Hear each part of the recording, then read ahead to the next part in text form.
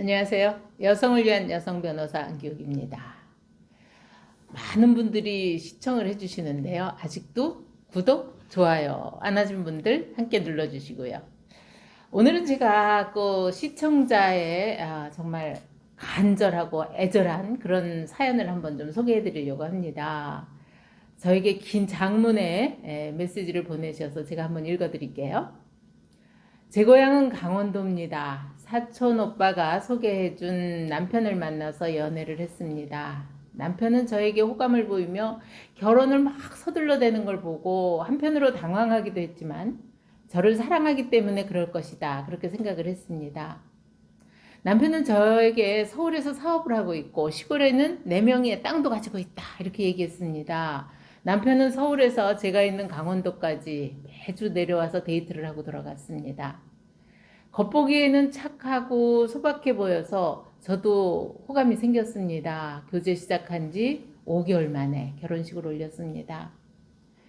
결혼식을 올리고 남편이 신혼집을 마련해 놨다고 하는 안산으로 올라왔습니다. 그러나 남편이 구해 놓았다고 하는 신혼집은 연애할 때 얘기하고는 전혀 달랐습니다.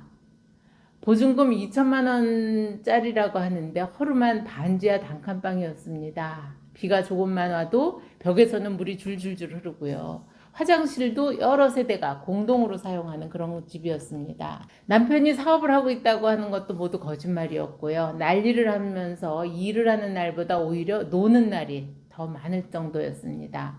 심지어 남편은 누나한테 빌린 돈이 2천만 원이 있다. 그러면서 그것도 저에게 갚으라고 했습니다. 저는 속았다는 생각을 하기도 했지만 이미 그때는 뱃속에 아이가 자라고 있어서 어쩔 수가 없었습니다. 임신을 하고도 먹고 살기 위해서 저는 공장을 나가야 했는데요. 공장을 다니느라 너무 힘이 들어서 지하철을 타고 퇴근하고 오는 길에는 지하철에서 기절까지 한 일도 있었습니다.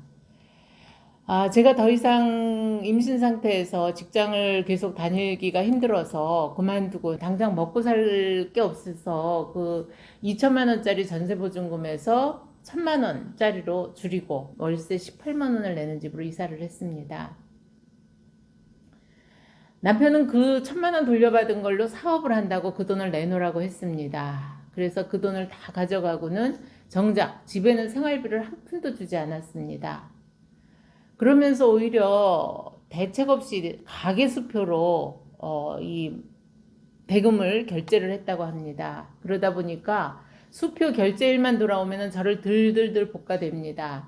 이거 막지 않으면 나 구속된다. 네가 알아서 해라. 이러다 보니 저는 남편이 구속된다는 협박이죠. 그 말에 속아서 형제들에게 2천만 원을 또 빌려서 그것을 변제해 줘야 됐습니다. 이 지경이 되다 보니 당장 먹고 살 돈도 없어서 저는 제 결혼 반지, 아기 돌반지, 심지어는 제 카드로 남편의 빚도 변제해줘야 되는 이런 상황까지 왔습니다. 남편이 저 몰래 사채까지 쓰는 바람에 채권자들이 집으로 찾아와서 빚 독촉을 하기 시작합니다. 저는 살아보기 위해서 시가 식구들에게 조금만 도와달라고 사정을 했었지만 시가도 형편이 여의치가 않아서 소용이 없었습니다. 저는 매일같이 찾아와서 협박하고 돈 내놓으라고 독촉하는 채권자들이 무서워서 아이들을 데리고 지금 친정으로 도망와 있는 상태입니다. 변호사님, 제가 남편의 채무 물어줘야 하는 건가요? 저와 아이들은 어떻게 해야 할까요? 이런 사연입니다. 이 사연을 읽으면서 참 가슴이 아팠습니다. 지금도 이렇게 대책 없는 가장이 있구나, 아빠가 있구나, 남편이 있구나라고 하는 생각을 했던 것이죠. 우선 그 아내가 제일 힘들어하는 것은 당장 먹고 사는 거는 여하든 간에 그 남편이 얼마를 졌는지도 모르는 그 사채빚들 이런 것을 아내가 물어줘야 하는가 이것에 굉장히 겁을 내고 있고 스트레스를 받아 해서 우선 그거부터 말씀을 좀 드리겠습니다.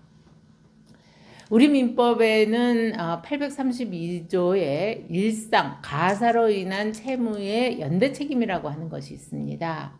그 내용은 어떻게 되어 있냐면요. 부부가 일상의 가사에 관해서, 그러니까 어느 부부 일방이 일상의 가사에 대해서 제3자와 법률 행위를 한 때에는 다른 일방은 이로 인한 채무에 대해서 연대 책임이 있다, 이렇게 돼 있습니다.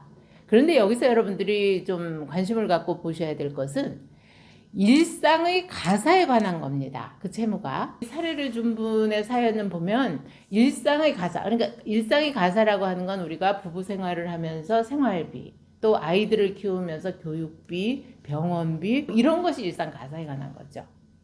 그런데 이 사연과 같이 남편이 아내는 뭐를 하는지도 모르는데 사업을 한다면서 진빚들입니다. 그리고 그 돈을 집에 갖고 오지도 않았죠. 그래서 이런 경우라고 한다면 일단 일상의 가사에 관한 채무라고 보기는 매우 어려워 보입니다. 그래서 이 사연을 주신 분의 경우는 남편이 사업을 빙자해서 진 빚에 대해서는 일단은 책임을 지지 않아도 되지 않겠는가 하는 생각이 듭니다.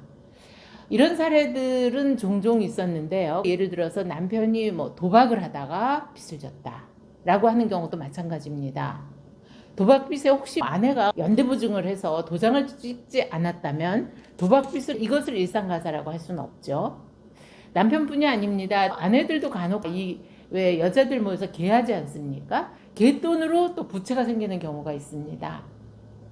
이때도 마찬가지로 우리 법원이 그것이 그 갯돈으로 인해서 일상 가사에 보탬이 되거나 이런 것이 아니라면 그것에 대해서도 연대 책임은 면해준 이런 사례들이 종종 있습니다. 이 사연을 주신 분은 많이 힘드시겠지만 일단 남편의 그 사업상 부채, 아내가 모르는 사업상 부채에 대해서는 책임을 지지 않아도 된다. 이것으로 위로 말씀드리겠습니다. 아무튼 힘내시고요. 또 더 궁금한 내용 있으시면 주십시오. 또 댓글 달아드리겠습니다.